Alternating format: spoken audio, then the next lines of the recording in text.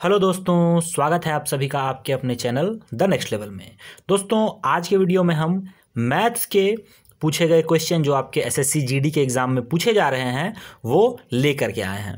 जैसे क्वेश्चन पूछे जा रहे हैं लगभग वैसे ही क्वेश्चन हमने लाने का प्रयास किया है और ऐसे ही क्वेश्चन आपको कैसे आप जल्दी से इसे सॉल्व करते हैं ये आपको यहाँ पे हम बताएंगे। तो चलिए वीडियो शुरू करते हैं, क्वेश्चन आंसर बनाना शुरू करते हैं। और अगर आपको वीडियो पसंद आता है तो आप वीडियो को लाइक जरूर करें। इससे पहले भी हमारा कुछ वीडियो मैथ्स के लिए अपलोड किया जा चुका है। आप उन वीडियोस को अगर आपने नहीं देखा है तो उन्हें जरूर देख लें, आपको निश्चय ही फायदा होगा। तो यहाँ पर क्वेश्चन दिया गया है कि 2 रुपए में 3 की दर से नींबू खरीद कर 4 में 5 की दर से बेच दिया जाता है, तो लाभ कितना होगा? लाभ कितना होगा?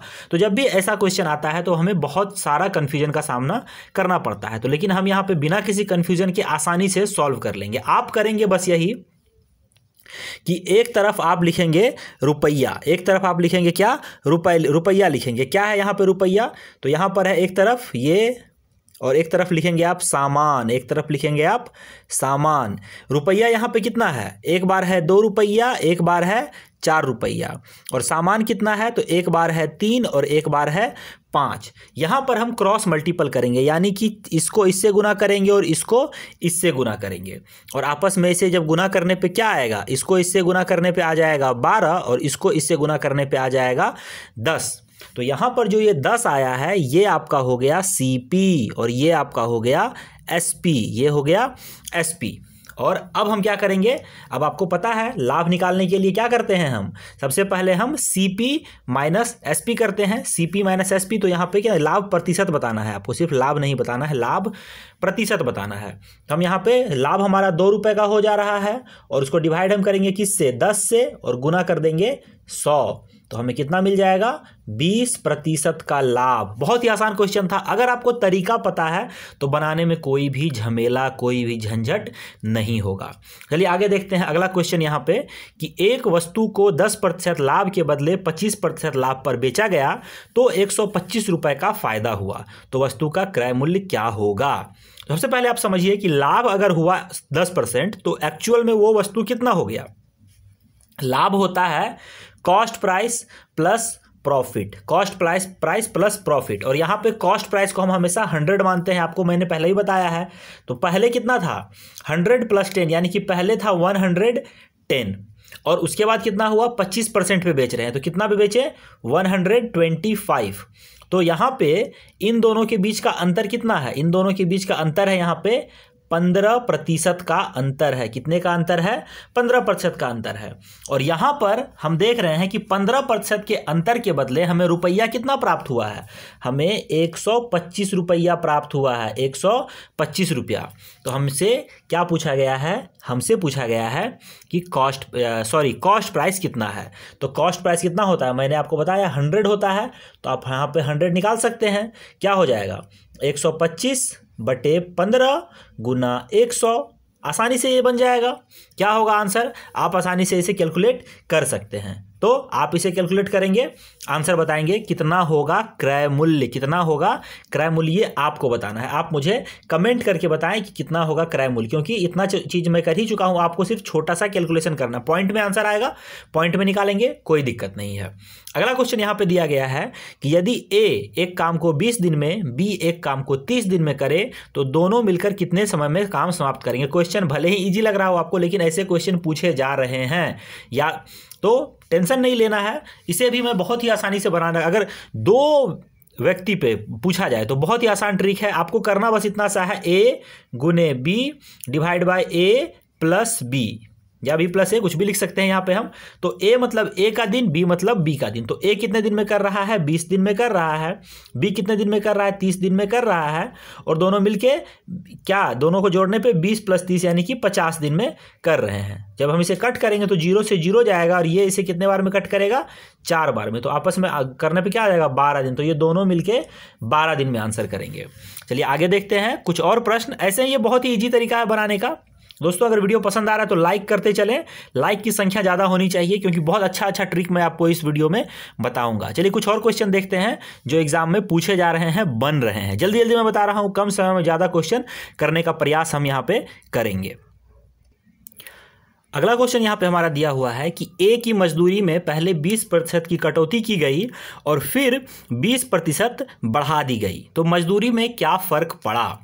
तो सबसे पहले आप समझिए, यहाँ पे जब भी आपको ऐसा क्वेश्चन दिया जाए कि पहले कटा फिर बढ़ा या फिर बढ़ा फिर कटा, तो ऐसे में हमेशा क्या होता है, आपको कमी देखने मिलती है। भले ही हम यहाँ पे प्रॉफिट एंड लॉस डिस्कस करें, कुछ भी डिस्कस करें, तो जब भी ऐसा होगा तो क्या होता है, सबसे पहले कटौती की गई तो कितना कटा, कटौती की गई तो 20% कट गया, तो बचा कितना 80 बचा।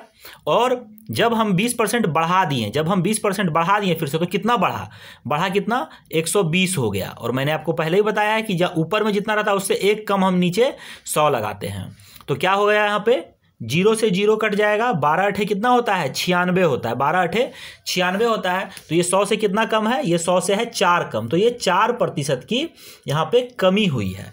दूसरा तरीका ये भी है कि आप 20 गुने 20/100 कर सकते हैं, इससे भी आप निकाल सकते हैं। जब सेम ऊपर नीचे घटता है तो आप सीधे जो स्क्वायर बाय 100 कर देते हैं, तो ये भी 4% में मिलेगा। तो ये भी सही आंसर है, ये भी सही, दोनों ही तरीका है आपके पास बनाने के लिए, आप दोनों से ही बना सकते हैं। एक और क्वेश्चन यहाँ पे दिया हुआ है कि कॉस्ट प्राइस, यानी कि कॉस्ट प्राइस अनुपात सेलिंग प्राइस आपको दे रखा है 3:4। तो प्रॉफिट का परसेंट क्या है ये पूछा गया है। तो बिल्कुल ही आसान सा प्रश्न है। तो यहाँ पे हम देखेंगे कि कॉस्ट प्राइस और यहाँ पे सेलिंग प्राइस का अंतर कितना है, 1 है, तो 1 हमारा क्या हो गया प्रॉफिट। इसको जब हम डिवाइड करेंगे 3 से और गुना कर देंगे 100, तो हमारा परसेंट निकलेगा, क्योंकि profit divide by cost price into 100 क्या होता है, हमारा क्या निकलता है, ये हमारा निकलता है प्रॉफिट परसेंट। तो ये कितना हो जाएगा 33.33%। तो ये हमारा आंसर हो जाएगा। बहुत ही आसान सा प्रश्न था, इसीलिए मैंने जल्दी से इसे बता दिया। उम्मीद है ये आपको पसंद आया होगा। चलिए देखते हैं कुछ और प्रश्न, कुछ और इजी क्वेश्चन, कुछ टफ क्वेश्चंस भी अगले क्वेश्चन में। तो दोस्तों यहाँ पे एक क्वेश्चन आपको दिया हुआ है कि एक संख्या को पहले 50% बढ़ाया गया, फिर 10 घटा दिया गया, तो 320 प्राप्त होता है, तो संख्या ज्ञात करें। तो जब भी प्रतिशत की बात आएगी तो हम प्रतिशत की बात करेंगे, तो सबसे पहले प्रतिशत संख्या को हम 100 मान लेते हैं। तो संख्या को 100 माने और 50% बढ़ा दिया गया, तो कितना हो गया संख्या हो गया 150%। और इसमें से 10 घटाया गया है, क्या घटाया गया है 10, तो हमें क्या मिल रहा है 320 मिल रहा है। क्या मिल रहा है 320।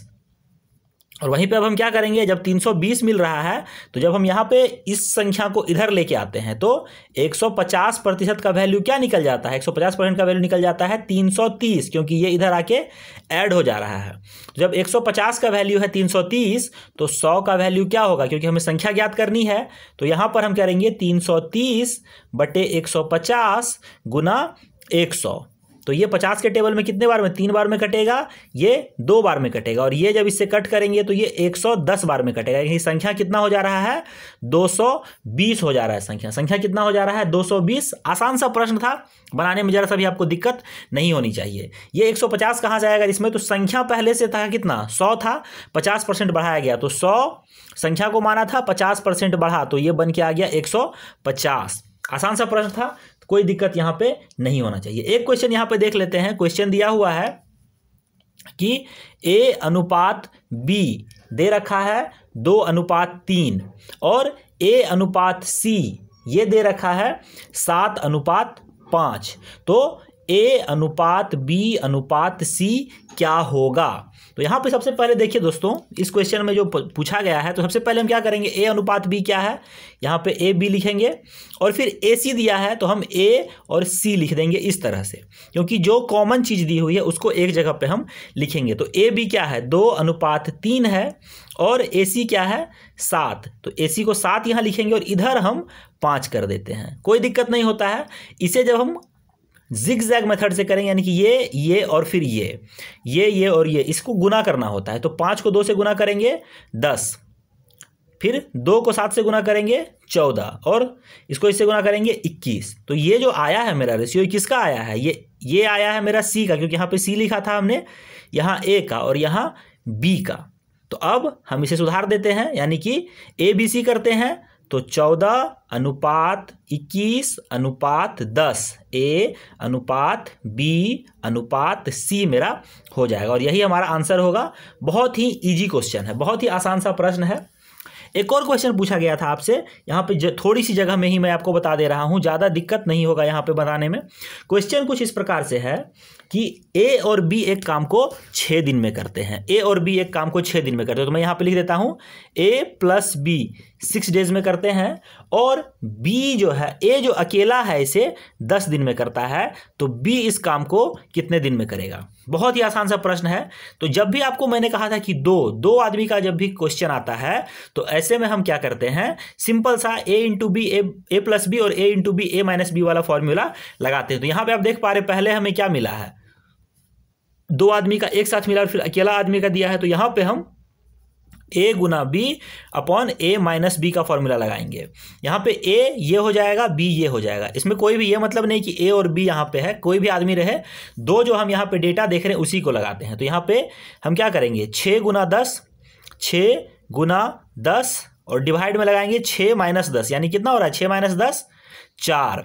इसे हम कट करेंगे तो कितना आएगा, ये इसको काटेंगे 2 से तो ये आएगा 3, इसको काटेंगे 2 से तो ये आएगा 5, यानी कि इसको 15 दिन में ये काम करेगा। बी अकेले कितने दिन में काम करेगा, 15 डेज में काम करेगा। बहुत ही आसान सा प्रश्न है, क्योंकि आप सभी ने इसे आसानी से बनाया होगा, इसीलिए मैंने एक तरीका आपको यहाँ पे बता दिया है। चलिए एक और क्वेश्चन देख लेते हैं, जो भी क्वेश्चन और बचा हुआ हम देख लेते हैं, फटाक से देखते हैं। एक और क्वेश्चन दिया हुआ है, ये एसआई से क्वेश्चन है, यानी कि सिंपल इंटरेस्ट से क्वेश्चन पूछा है कि एक राशि 4 साल में 6 गुना हो जाती है तो कितने साल में 216 गुना होगी। तो पहले आप दोस्तों यहाँ पे समझिए कि पहले 6 गुना हो रही है, अब हमें 216 गुना करना है। तो क्या 6 और 216 के बीच में किसी प्रकार का संबंध है, पहले सोचिए क्या संबंध है या नहीं है। तो हम देखते हैं कि 6 और 216 के बीच में संबंध यही है कि 216 जो है ये 6 का क्यूब है, 216 6 का क्यूब है। तो बस हमें इतना सा ही पता करना था। 4 साल में हो रहा है 6 गुना और हमें 6 का क्यूब कितना साल में होना है ये पूछ रहा है। तो जितना का यहाँ पे पावर लग रहा है, यानी कि क्यूब है, पावर 3 है, तो इस 3 से हम इसको गुना कर देंगे। 4 × 3 यानी कि 12 सालों में ये 216 गुना हो जाएगा। 12 सालों में ये 216 गुना हो जाएगा। दूसरा तरीका मैं आपको समझा देता हूँ कि अगर ये 6 साल में, सॉरी यहाँ पे 4 साल में ये 6 गुना हो रहा है, तो अगले और 4 साल में कितना गुना होगा, अगले और 4 साल में ये कितना गुना होगा, और 6 गुना, यानी कि 36 गुना हो जाएगा। और अगले और 4 साल में ये कितना, इसका भी 6 गुना, यानी कि 216 गुना हो जाएगा। तो यहाँ पे आप देख रहे हैं 216 होने में कितना समय लगा, 4 साल, 8 साल, 12 साल। तो 12 साल में 216 गुना हो रहा है। बहुत ही आसान क्वेश्चन है, बस आपको इतना सा ही इसमें समझना होता है। इसमें कभी कभी पूछ लिया जाएगा कि 2 साल में 5 गुना हो रहा है, तो 125 गुना कितने सालों में होगा, 125 गुना कितने सालों में होगा। तो यहाँ पे क्या है, 125 जो है वो 5 से किस प्रकार से संबंधित है, तो ये 5 का पावर कितना है, ये 5 का पावर क्यूब है। तो यहाँ पे 5 का पावर क्यूब है, तो ये 6 साल में होगा। 2 × 3, क्योंकि यहाँ पावर में 3 आ रहा है, तो ये 6 साल में होगा। चाहे कुछ भी हो, पावर को आप अगर समय में गुना कर देंगे तो आपका आंसर आ जाएगा जितना गुना हो रहा है वो। लेकिन इसके लिए कंडीशन एक ही है कि यहाँ पे जो पावर है, यानी कि पहले जितना गुना हो रहा था और बाद में जितना गुना पूछा गया है, उसके बीच में एक रिलेशन होना चाहिए, यानी कि वो क्यूब, स्क्वायर, पावर 4, पावर 5 ये सब होना चाहिए। और अभी तक मैंने जितने प्रश्न देखे हैं उसमें ऐसे ही प्रश्न मिलते हैं कि पहले अगर आपको 7 दिया है तो बाद में आपको 343 देगा, या फिर 49 देगा, या फिर अगर आपको 8 दिया है तो आपको 512 देगा या 64 देगा, इतना ही देता है, इससे टफ नहीं देता है। ठीक है, आई होप आपको क्लियर हुआ होगा। एक और क्वेश्चन देख लेते हैं कि यहां पे दिया हुआ है क्वेश्चन कुछ इस प्रकार से दे रखा है कि A × 1/6 अनुपात B × 1/5 अनुपात C × 1/4। तो यहाँ पे A अनुपात B अनुपात C क्या होगा ये हमें ज्ञात करना है। तो ऐसे प्रश्नों में हम कुछ नहीं करते हैं, बिल्कुल ही आसान है। तो यहाँ पर आप देख पा रहे हैं ए का यहाँ पे ये कंडीशन है, बी का ये है, सी का ये दिया हुआ है। तो ऐसे में हमें करना बस यही है कि जिसका हमें रेशियो निकालना उसके नीचे वाले को हम ढक देंगे। इसे ढक दिया मैंने और बाकी दोनों जो नीचे में है इन दोनों को गुना कर दिया, यानी कि 4 और 5 को गुना किया, कितना आया 20। तो इसके नीचे हम लिख देंगे 20। फिर बी को ढका और 6 और 4 को गुना कर दिया, कितना आया 24। तो इसे लिख दिया हमने 24। फिर सी वाले को ढक दिया और नीचे जो गुना बचा हुआ है इसको गुना कर दिया, कितना आ गया 6 × 5, यानी कि आ गया ये 30। तो अभी क्या है, इन दोनों को हम और भी छोटा करते हैं, 10, 12, 15। तो ये 10:12:15 जो है ये A:B:C का यही हमारा रेशियो हो जाएगा। एक और तरीका हम देख लेते हैं इसको बनाने का। आप नीचे वाले का एलसीएम ले सकते हैं।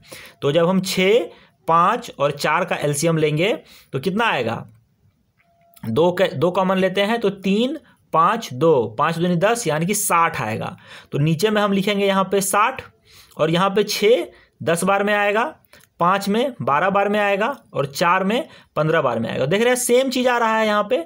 तो ये यहाँ पे ये और ये इक्वल है, तो ऊपर वाला ही यहाँ पे ए और बी और सी का अनुपात में चला जाता है। यहाँ पे शायद आपको नहीं दिखा होगा, यहाँ पे इसके नीचे में मैंने ये मैं यहाँ पे लिख देता हूँ। यहाँ पे भी आपको शायद 60 नहीं दिखा होगा, ये चीज़ है यहाँ पे 60 आ रहा है मेरा एलसीएम। तो यहाँ पे जब मैं 60 लेता हूँ यहाँ पे, तो ऊपर में क्या लूँगा मैं, 6 के टेबल से अगर डिवाइड करता हूँ तो आएगा मेरा 10, 5 के टेबल से डिवाइड करता हूँ तो आएगा 12 और 4 के टेबल से डिवाइड करता आता है 15। तो यही मेरा यहाँ पे रेशियो आ रहा है। बहुत ही आसान सा प्रश्न है, बनाने में बिल्कुल भी आपको दिक्कत नहीं होगी। एक और प्रश्न हम देखेंगे बिल्कुल ही मज़ेदार, और उसके बाद हम इस वीडियो को एंड करेंगे।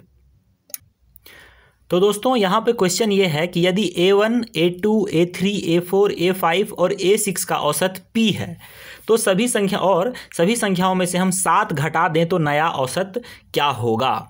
और यहाँ पे बहुत बच्चे कंफ्यूज हो गए जिन्हें ये तरीका नहीं पता था। तो बहुत ही आसान सा तरीका है बनाने का कि आपको ये पता होना चाहिए कि जब हम सभी संख्याओं में से सेम चीज़ घटा रहे हैं, 7 घटा रहे हैं, 5 घटा, चाहे जो भी घटा रहे हैं, तो औसत में से भी वही घट जाएगा। यानी कि नया औसत क्या हो जाएगा हमारा, नया औसत हमारा हो जाएगा P-7। P-7 हमारा नया औसत हो जाएगा। कैसे, ये मैं आपको समझा देता हूँ। जैसे मान लीजिए हमारे पास 5 संख्याएं हैं, एक है हमारा 10, एक है हमारा 15, एक है हमारा 20, एक है हमारा 25 और एक है हमारा 30। जब हम इन तीनों का औसत निकालते तो कितना आएगा, 10, 20, 30 और 30 60 और यहाँ पे 40। तो ये कितना आ जा रहा है, 100 आ जा रहा है। और इसे हम 5 से डिवाइड करते हैं तो कितना आ जा रहा है, 20 हमारा औसत आ जा रहा है। अगर हम सभी संख्याओं में से 5 घटा देते हैं, यानी कि इससे भी 5, इससे भी 5, इससे भी 5, इससे भी 5, इससे भी 5, तो क्या हमें नया क्या मिलेगा, यहाँ 5 मिलेगा, यहाँ 10 मिलेगा, यहाँ 15 मिलेगा, यहाँ 20 मिलेगा और यहाँ 25 मिलेगा। तो यहाँ पे क्या है, 10, 15, 25 और 25 कितना हो गया, 50, 50 और 25 75। हमें क्या मिला, 75। और जब हम इसे 5 से डिवाइड करेंगे तो हमें क्या मिल रहा है, 15 मिल रहा है। यानी कि इन दोनों के बीच में भी 5 का ही अंतर है। तो इतना लंबा करने से बेहतर था कि डायरेक्ट हम औसत में से ही 5 घटा देते हैं। तो ये प्रूफ हो गया कि अगर सभी संख्याओं में से सेम चीज़ें माइनस करी जाए तो वो औसत पे भी उतना ही इफेक्ट डालती है। सेम चीज़ अगर हम यहाँ पे देते कि सभी संख्याओं में 7 जोड़ा जा रहा है तो भी आंसर 7 हम बढ़ा देते औसत में। अगर बोलते कि गुना कर रहे हैं तो हम औसत में भी वही चीज़ गुना कर देते हैं। दोस्तों यही था आज के वीडियो में क्वेश्चन।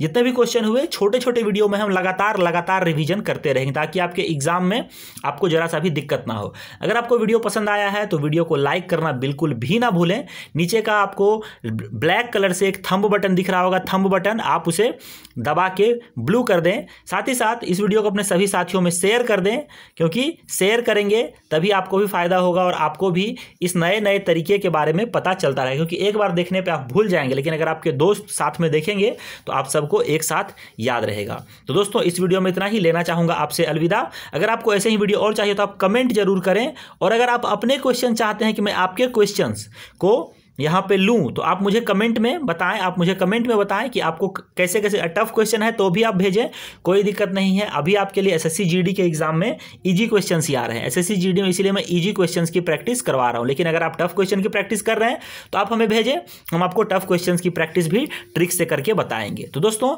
चलिए, मिलता हुआ मैं आपसे अगले वीडियो में, तब तक के लिए आपसे लेता हूँ विदा। जय हिंद, जय भारत, वंदे मातरम।